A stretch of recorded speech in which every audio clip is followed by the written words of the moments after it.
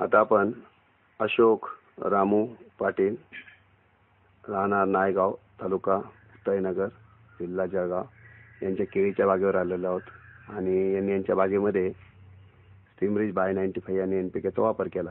तर त्यांना काय अनुभव आले आपण थोडंसं त्यांच्याशी चर्चा करूया. नमस्कार पाटील साहेब. नमस्कार. पाटील साहेब, मला सांगा, आपण आपल्या शेतामध्ये स्टीम बाय आणि NPK वापर केला.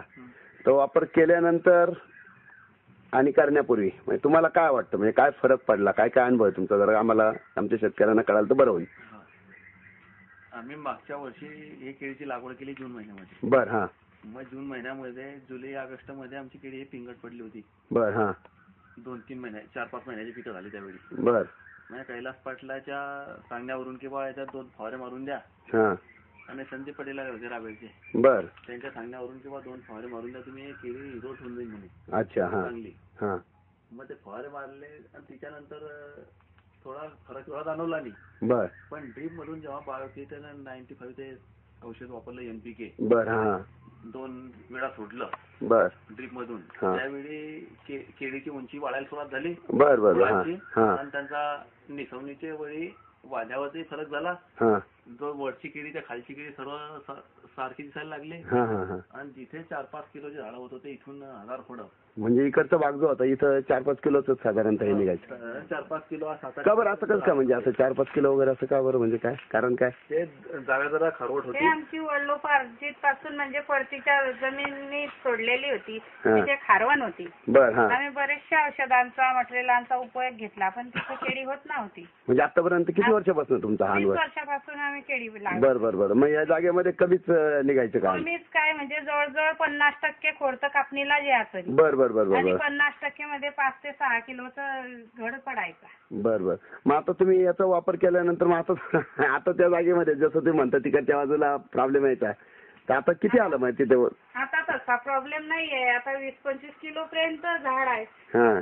आणि घडाच्या वजनाचं म्हणजे लांबी धरूनच आम्ही वजन धरतोय. हा हा हा हा. आता आपण पाहतो वेगवेगळ्या प्रकारचे घडी त्या जागेवर उभं राहूनच आपण पाहतो, तर त्याच्या उंचीत किती फरक येतो पण आपल्याला लक्षात येतो. डेव्हलपमेंट कशी होते ती पण आता आपल्याला लक्षात येत जाते.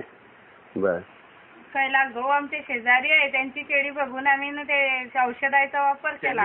कैलास भाऊ सांगत होते. बर बर. हा. वेळोवेळी प्रेरणा देत होते. ते सांगत होते कैलास भाऊ फवारणीच्या वेळी फवारणी करा, ड्रीप मधून सोळ्याच्या वेळी सोडून द्या. आम्हाला या औषधाविषयी काही माहिती नव्हती, पण कैलास भाऊन कल्पना दिली आणि त्यांच्या केळीचा हिवा करून तर आम्ही आमच्या केळीमध्ये नेट दुसऱ्याकडे सांगत नाही का, पण कैलास भाऊ देतो. मग आतापर्यंत तुमची सरासरी रास काय असायची, म्हणजे जास्तीत जास्त 10-15 पर्यंत यायची. 12-15 पर्यंत यायची. आता सरासरी 20 ते 25 पर्यंत येईल. 20 ते 25 पर्यंत येईल. सरासरी माल कापला गेलेला आहे, 15-20 झाडं कापले गेलेली आहे. बर बर बर. आणि त्यांचं मला वाटतं काहीतरी 22 ते 23 पर्यंत ॲव्हरेज आले. म्हणजे 22 ॲव्हरेज आले, म्हणजे जवळजवळ डबलच आली म्हणजे की तुम्हाला.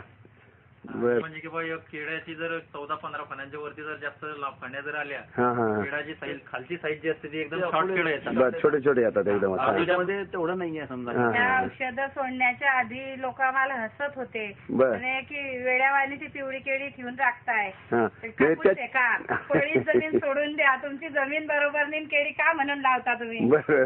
या औषधाचे उपयोग घेतल्याच्या नंतर ते आता तोंडात बोट घालता आणि सांगता की बापरे एवढी केळी जबरदस्त आली, ते काय टाकलं तुम्ही. अच्छा अच्छा. मग आता तुम्ही त्याला सांगता की दाखवता की नाही आता त्यांना? दाखवतो ना.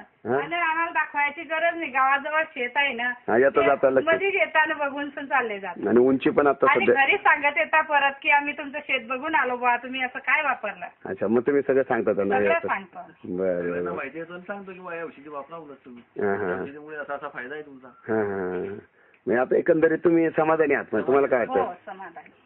ऍक्च्युअल मध्ये कसं आहे की एक घडाची लांबी वाढल्यामुळे खालची 2-3 फण्या कापून टाकाव्या लागतात शेतकऱ्यांना, कारण इथं 16 फण्यांपर्यंत आहे. बाजूचा ज्यांच्या केळीचा प्लॉट आहे त्याच्यावर 2-2 फण्या शेतकऱ्यांनी कापून टाकलेले आहे, कारण केळं शॉर्ट यायची त्यांनी कापून टाकलेले. आणि आज इथं जी नवीन निसवण झालेली आहे, आता ही आपल्या समोरच आहे, त्याच्यावरती 16 फण्या आहे. या 16 फण्यांमध्ये खालची केळं जी आहे ती केळं उत्कृष्ट प्रतीची आहे, लांब आहे. दुसऱ्या शेतकऱ्यांना ते कापून फेकावं लागली. आणि इथं आपलं जे म्हणतो की स्टीमरीज बाय 95 मुळे आपले मालाचा आकार वाढतो, वजन वाढते, ती प्रत्यक्षात इथं आपल्याला सगळीकडे बघायला मिळतं. हा, कॅमेरा ते दिसतच आपल्याला सगळीकडे, लगेच जाणवतं, म्हणजे सगळीकडे आपण पाहू शकतो किती जबरदस्त फरक जो आहे तो फरक आपल्याला लगेचच लक्षात येतो. इथं आपण बघू शकतो आता आपल्याला, म्हणजे गावातली पण लोक तुमची सगळी बागेमध्ये येतात चक्कर मारायला सगळेजण. हा, येतात आजूबाजूचे लोक ज्यांना पाहावंसं वाटलं. एकंदरीत म्हणजे तुम्ही आता समाधानी आहे. ठीक आहे, चालेल, ठीक, धन्यवाद साहेब. धन्यवाद.